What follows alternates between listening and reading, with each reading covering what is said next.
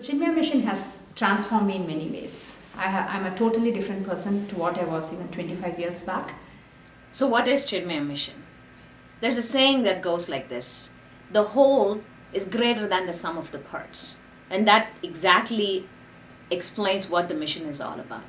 The mission is not just about the Bal Vihar program. The mission is not just about the Chinmaya Organization for Rural Development. The mission is not just about adult satsang. The mission is not just about the temple and the pujas that happen there. When you collectively put them together, that is when the transformation occurs in a family, not in an individual alone. While the children will benefit from the Bal Vihar program, the adults benefit from participating in the satsang. The service-oriented person can also get his vasanas fulfilled by being part of the COD program. The religious-minded person can get something out of the temple. But only when the family participates in all of these together, that brings a transformation within the family. You know, I think there's a lot of fantastic things that are happening in Chinmaya Mission. But the question is, why do we need all this?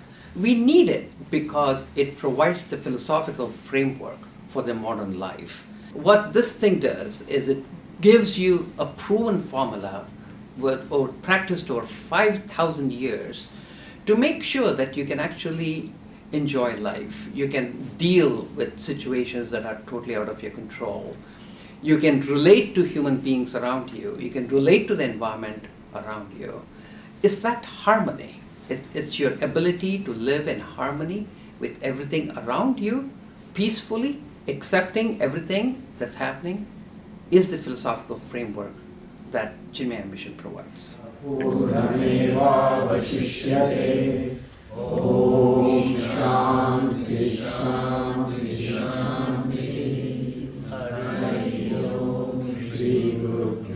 So in 1889, after Swamiji made Dwarakanath president, I started doing Bal Vihar classes at home. Of course, starting with our thought it would be great for our children as well, and so gathered a few friends, and their children started coming to our house, and every Sunday we would have classes in our house. And this went on till 92. And in 92, Swami Chinmayananda came for a North American tour of universities. And when he did that, we were asked to host him for a few days in December of 92. And so he stayed in our house for 3 days at that time. And I think everything got even more solidified, our commitment to Chinmaya Mission. Of course, Dwarka was the president at that time, but my commitment became, even more solid. And one message he gave us was, if you want the mission to grow, move it out of your house. Because if it's at home, people will feel a little, not so comfortable. So that was one thing. And then I actually asked And that was in 1992, you said? 92 December. 92 December, Yeah. okay. And at the same time, I remember asking him, it would be great to have a center in Boston. And he said, it'll happen. It'll happen once you have 100 families. I actually heard about Chinmaya Mission when I was quite young. I was probably 8 or 9 years old.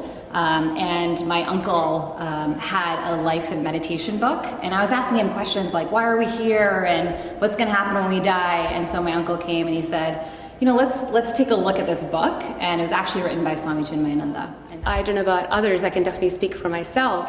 And I think, sometimes growing up, although we grew up in India, we just take it for granted, all this, we're surrounded by the religion or the culture. And I think after coming here, it's nice for our kids to understand at least a portion of it. And I think growing up, we don't pay attention to it. A lot of these things, we do things because we see our parents do it, but we don't understand it for ourselves.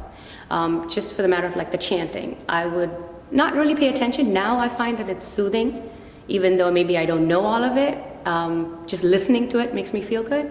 And I think that way it has definitely changed our lives and my family's life. We come here every Sunday. Doesn't matter what we do Saturday night. We're here Sunday morning. Right? Is this hard? No. No, we've already written down. Right? Okay, come. We do it again. Yeah. Hasiyaya, hasiyaya.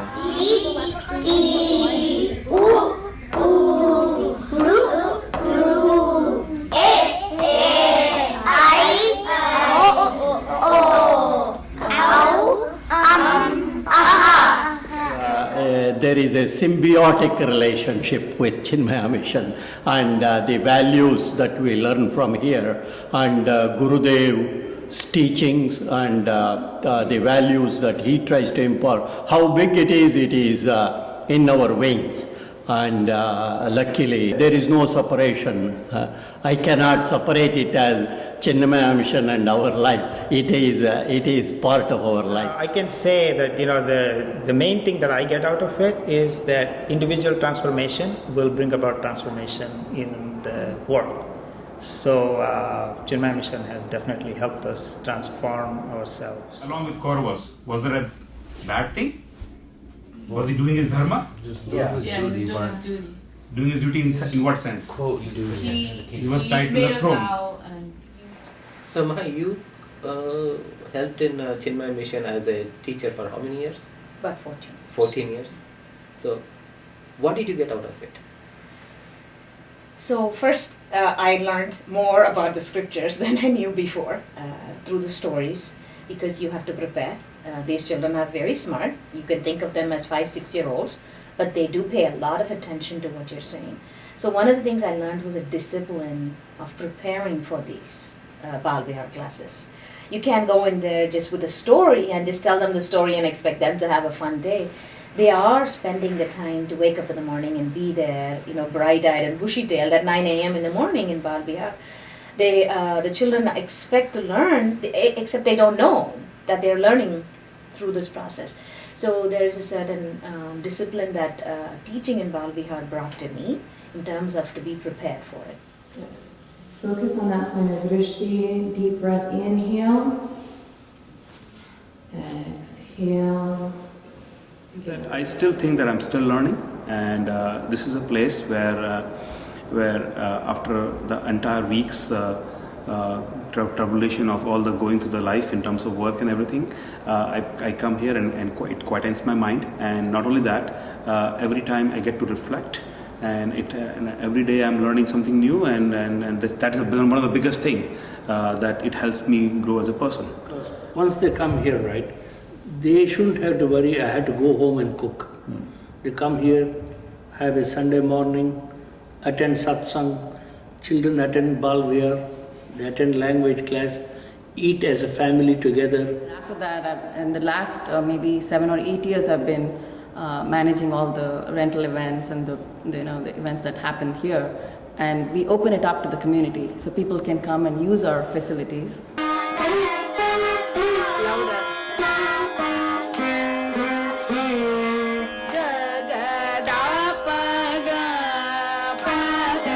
As I was exploring places for my children when they were in kindergarten to learn Hindu culture, I explored all the various options that were available.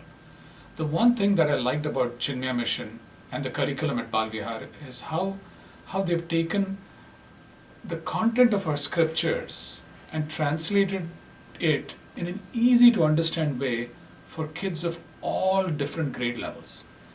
This curriculum is what brought me to Bal Vihar, and also has inspired me to volunteer and help bring it to the community in the Metro West. Inspiration for 1 year Vedanta course came about like this. 1 hour Sunday satsang led to 3-day camp, and 3-day camp led to 7-day camp in Florida, where I met Guruji, and he inspired me a lot. With this knowledge gained, I can say that I can laugh at my own mistakes and able to accommodate others' mistakes, and these are the things I've learned and able to handle situations in a better manner, and I have more peace of mind. Personally, I feel getting involved in Chinmaya Mission, which started off in 2004, was just a family activity that we were driving back and forth to Bal Vihar classes for our benefiting our children. Looking back, I think we have transformed a lot, and now it feels I am 7 days a week. I'm just thinking about Bal Vihar, what I'm going to teach on every Sunday, what kind of activities are we going to do on Sundays. So it looks as if I'm trying to inculcate things on my children and benefit the family, but I guess at the end of the day it's all my personal transformation that's happened. At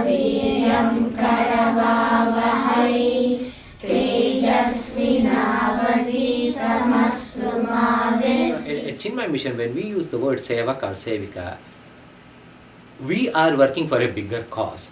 Okay, so I am not really doing this for myself, but to satisfy my ego, saying that okay, check mark. Okay, so I did some volunteer work today. That is not what we are trying to do here. What we are trying to do is that okay, as our pledge says, we have to see the God in all of us. Okay, and this whole universe is created by God. So the divinity that has created me is around everywhere. So it is through my body and my mind, I need to continue and help the world prosper as much as possible because this is my obligation. Okay, so this is my seva that I have to perform.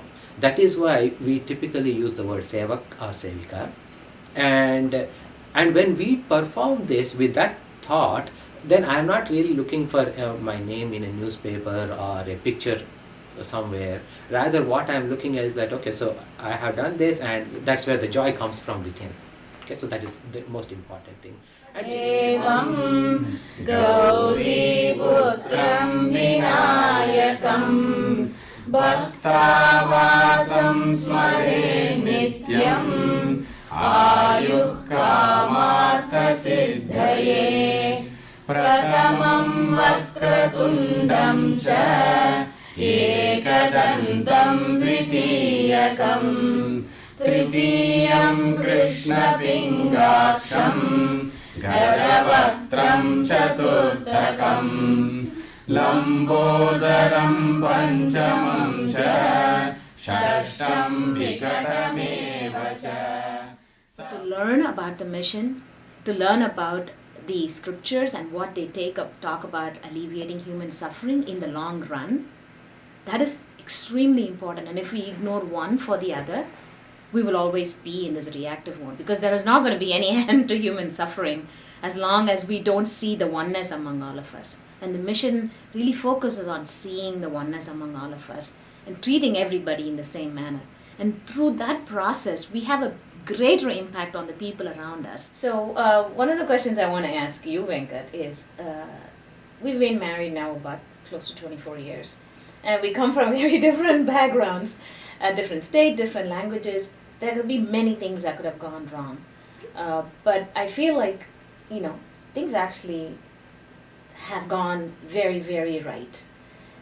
Do you think the Chinmaya Mission has had a role to play in that? And our involvement in the mission has a role to play in that? Definitely, yes. I mean, if you go back to early days of our marriage, we used to have fights. I mean, even today we have fights, but those fights would last for 5 days, 6 days, 7 days, not talking to each other. So that's how difficult it was. But now, 20 years later or 23 years later, now if our fight probably lasts maybe half an hour, 45 minutes, and after that, okay, we get back to normalcy and we go along. So how did Chinmaya Mission play in this? Is it because we are getting older, or is it because of Chinmaya Mission? The thing is that one thing that we constantly learned is that not to play for what our ego is. Don't get a victim of our own ego or our own mind, and see the other person from their viewpoint. Right? So that is the central focus of our scriptures, is that okay, so the essence in me is same as the essence in you. So automatically we start seeing it as like a me versus you. That has changed to including me, you, and everybody else. So as a result, of course, we did not fully resolve our differences like a Swamiji or someone like that, but even now we still have issues. But again, that has helped us quite a bit in terms of having a better understanding. So, Sumana, you have been involved with Chinmaya Mission from Australia to London, now to Boston. Yes. It has been about almost 25 years. And what really drew you to Chinmaya Mission? My husband. Okay. So it's been 25 years since we got married, and the very first weekend after marriage, I moved to Australia. He takes me to Chinmaya Mission. Really? So that was my first introduction to Chinmaya Mission. Although I had attended a yajna of Gurudev, but I never, followed through in India. Excellent. So I wouldn't regret. Excellent. Good. Yeah. So now, 25 years later, I am told that you are the coordinator for the newest wing of Chinmaya Mission in Newton, Massachusetts. Right. And in 3 years since it started, you have almost about 70 students there. Yes. So if you can tell us a little bit about the growth, how it grew so fast, and what is the attraction? So I'm one of the coordinators. I'm a co-coordinator. Anuradha Annaswamy is leading the center. So 3 years back, we had 3 sessions in Andover, and the third session we didn't have many kids. So they decided they will not go ahead with the third session. At that time, many parents from Newton wanted a center. They didn't want to discontinue. So they put their effort. They took their effort, and they found this place in LaSalle College where they could rent out. And that's how Newton Center started. And so I decided at that year, I thought I'll take a break from teaching. My parents were here, so I thought, okay, maybe 1 year I should relax, but it was not to be. Sure. So Sashiji said, is it possible for you to go and help out with the Newton Center? And that's how me, my husband, Anuradha, we were the 3 old-time teachers from Andover who moved to Newton. And we started with, I think it was about 15 families, about 30 kids, and in 3 years they are now 70 kids. Excellent. And I think some of them, they come to Chinmaya Mission thinking it's one of the tick mark things like Indian cultural thing that my kid does. But very soon they realize it's very different to any other program, because it's not just about Indian culture. It's a holistic program. They learn our stories, mythologies, but slowly from pre-K, maybe just stories, then values. But as they grow, they go deeper.